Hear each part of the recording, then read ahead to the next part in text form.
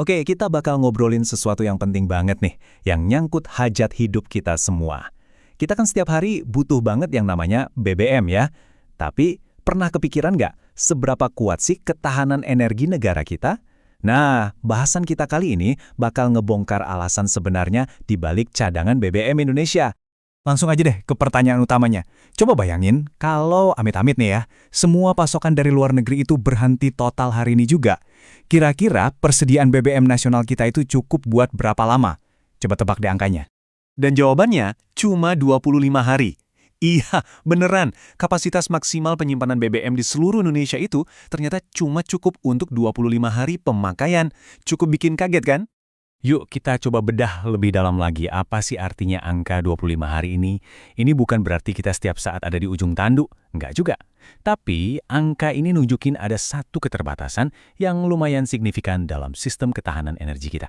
Tapi perlu dicatat juga ya, posisi sekarang ini cadangan kita itu ada di level 23 hari.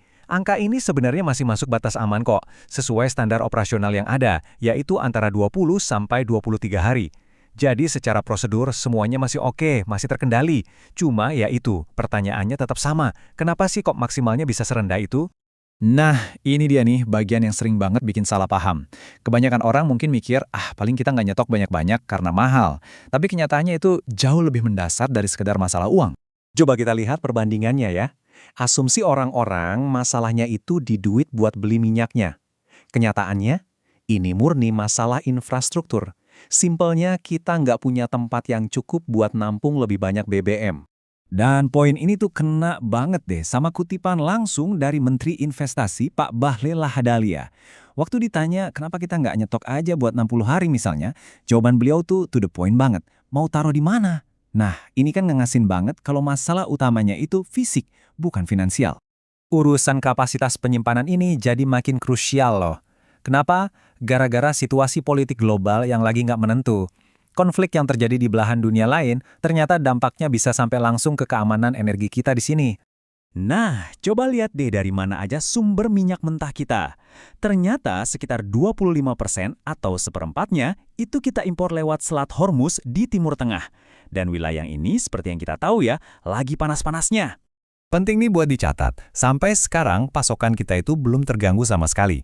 Perkiraannya sih masih aman buat 1-2 bulan ke depan. Tapi, kalau konfliknya makin panjang, nah 25% pasokan minyak mentah kita itu bisa kena imbasnya. Inilah yang bikin pemerintah harus gerak cepat. Jadi, rencananya gimana buat antisipasi? Pemerintah udah siapin rencana darurat jangka pendek. Pertama, mereka petain dulu mana aja pasokan yang rawan dari Selat Hormuz itu. Kedua, siap-siap cari sumber lain, misalnya dari benua Amerika. Dan ketiga, yang gak kalah penting, pastiin pasokan bensin, jadi yang kita impor dari tetangga-tetangga kita di Asia Tenggara itu tetap lancar jaya. Tapi kan antisipasi aja nggak cukup buat jangka panjang. Pemerintah sadar betul, solusi sejatinya ya harus nyelesain masalah utamanya, yaitu kurangnya tempat penyimpanan. Coba kita lihat, gimana rencana jangka panjang ini bisa mengubah total peta ketahanan energi kita. Jadi ini bukan wacana lagi ya. Udah ada arahan langsung dari Presiden buat ngeberesin masalah ini sampai ke akarnya. Tujuannya satu, bangun fasilitas penyimpanan BBM yang baru dan super besar supaya kapasitas cadangan nasional kita bisa naik drastis. Dan targetnya ini, wow, ambisius banget. Dari yang sekarang mentok di 25 hari, targetnya adalah loncat jadi 90 hari. Itu setara sama 3 bulan penuh. Ini benar-benar lompatan raksasa buat ketahanan energi kita ke depan. Oke, kita udah ngomongin soal rencana besar pemerintah, soal kebijakan. Sekarang, balik lagi ke pertanyaan paling penting. Buat kita-kita ini, dampaknya apa? Perlu khawatir nggak sih soal bensin di pom bensin? Kalau buat jangka pendek, situasinya bisa dibilang aman kok. Bensin impor kita kan dari Asia Tenggara, wilayahnya stabil. LPG juga aman. Nah, buat minyak mentah kan tadi udah ada rencana daruratnya. Jadi intinya pasokan di SPBU buat sekarang ini mestinya aman-aman aja. Oke, jadi kita simpulkan ya poin-poin pentingnya. Pertama, masalah utama cadangan BBM kita itu bukan karena nggak bisa beli, tapi karena nggak ada tempat nyimpen. Kedua, pemerintah udah punya rencana darurat buat ngadepin risiko dari konflik global. Ketiga, ada proyek jangka panjang buat nambahin cadangan dari 25 hari jadi 90 hari. Dan yang paling penting buat kita semua, untuk saat ini pasokan BBM di SPBU tetap terjamin.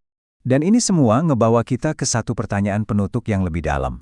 Dengan target ambisius 90 hari di masa depan dan tantangan geopolitik yang ada di depan mata, semua ini jadi bikin kita mikir, sebetulnya seperti apa sih wujud kemandirian energi yang sejati itu bagi bangsa kepulauan sebesar Indonesia?